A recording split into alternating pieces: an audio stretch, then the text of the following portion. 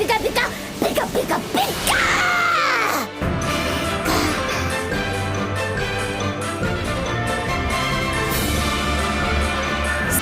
この景色が見たくてあいつは本当最高だな。 This episode of Pokemon Horizons encapsulates why I love Pokemon.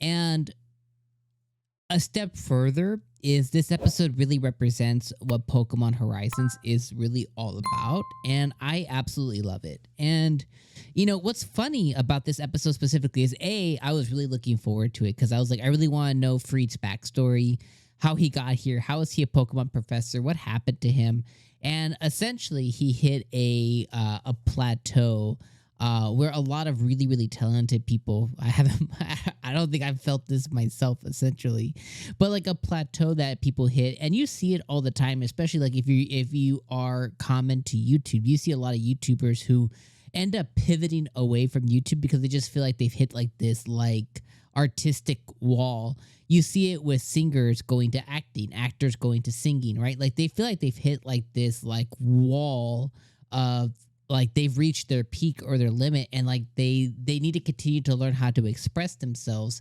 and they just don't know what. And in the case of Freed in this story, right, he hit his plateau, or he hit his wall of Pokemon professor knowledge, and it took something special like Captain Pikachu to pull him out from that, to see something beyond the wall, something beyond the plateau, something beyond the horizon once again, to reinvigorate his love and energy for what he was passionate about and set him on a brand new direction.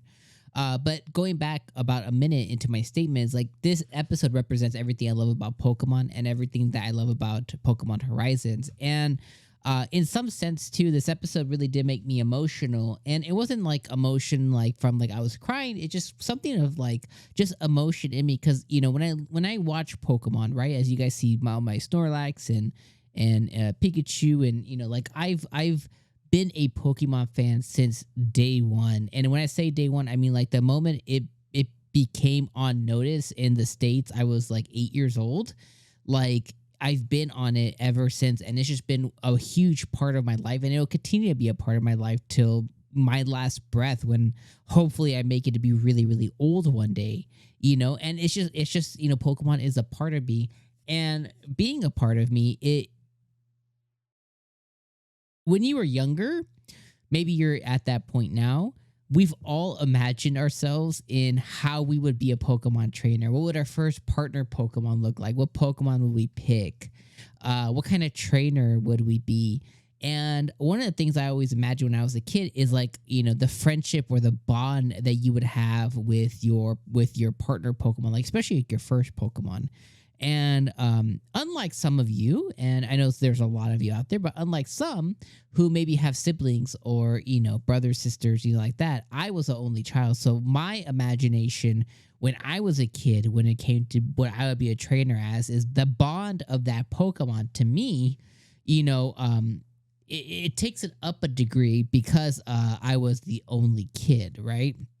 So, this episode kind of brought me back to all of those feelings I had, 25 years ago, when I was a kid watching Ash and Pikachu for the first time, playing Pokemon Blue and playing Pokemon Red for the first time.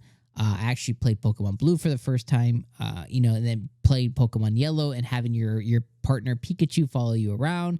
And all those memories just kind of flooded of always, wanting to, I think at 8-year-old me to understand, because I don't think the word isekai in the sense of what it means now, it wasn't a thing. But essentially, the dream was to isekai, in a Pokemon world, when I was like 8 or 9 years old, thinking about those times. And this episode, again, it just kind of like pulled all those feelings out for me, because you see Freed and you see his relationship with his Charizard, and you see his relationship then that he forms with Captain Pikachu. And you see him being so interested and just so absorbed by Pikachu and his tenacity and willingness and everything that came across with that. Then you see Pokemon, how they flawlessly wrote it as as he hit that plateau, we found out a couple of things. 𝐒𝐡𝐚𝐧𝐬𝐭's mom, first and foremost, was his teacher who inspired him before, and who was the one to inspire him once again. She brought him back out of his rut and introduced him to a Pokemon that, although he's familiar with the Pokemon in this sense, he was not familiar with the tendencies that this Pokemon was emitting. And it reinvigorated him to see something normal be different. And she was able to do that for him. Then it ties it together where 𝐒𝐡𝐚 actually saw Freed when he was a younger man.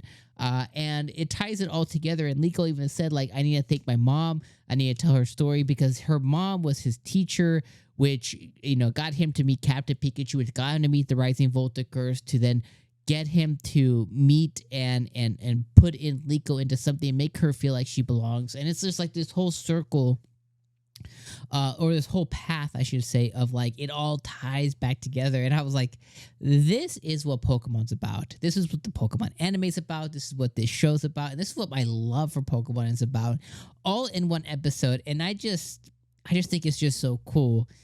It's like I'm telling you in my heart of hearts, being really transparent, it's like a gift. It's like a gift for Pokemon fans, longtime Pokemon fans, and new Pokemon fans as well, right? It does something special within kids that are going to watch this for the first time. It does something special with people who maybe have stumbled onto the series or the the genre of Pokemon for the first time or very recently. And then it's a gift for those who are longtime fans because you're finally like, yeah, like it's back. You know what I mean? Like, I don't know. It's just so hard to put into words, but this was definitely something special. I really love this episode. And again, it got those emotions out for me. And being able to then take it one step further too, we saw Freed meet 𝐒𝐡𝐚's mom inside the restaurant, where you get to meet the gym leader, and the gym leader was there eating inside the restaurant that you have to go and challenge him in. He's the normal guy with the briefcase, is always there, who challenges. So we got to see all this stuff come full circle too, especially if you've recently been playing Pokemon Scarlet and Violet. And then at the end of the episode, we finally have them landing in Galar. So now it's going to take us back to Sword and Shield once again. And we saw that there was an 𝐿𝐶𝐷𝐷𝐷 and one of the guys there who's the cook. So it's just really cool to see what's going to come next. And even though this was filler-esque, it was still just a really, really great episode. So anyways, I love this episode of Pokemon Horizons. Thought this one was just super solid. And I can't wait to see more. Of course, as always, we're ready at episode 18. And I'm just here for the ride and just loving everything that it's giving us. So anyways, from me to you guys, stay up, trainers. I'll see you in the next video. Peace.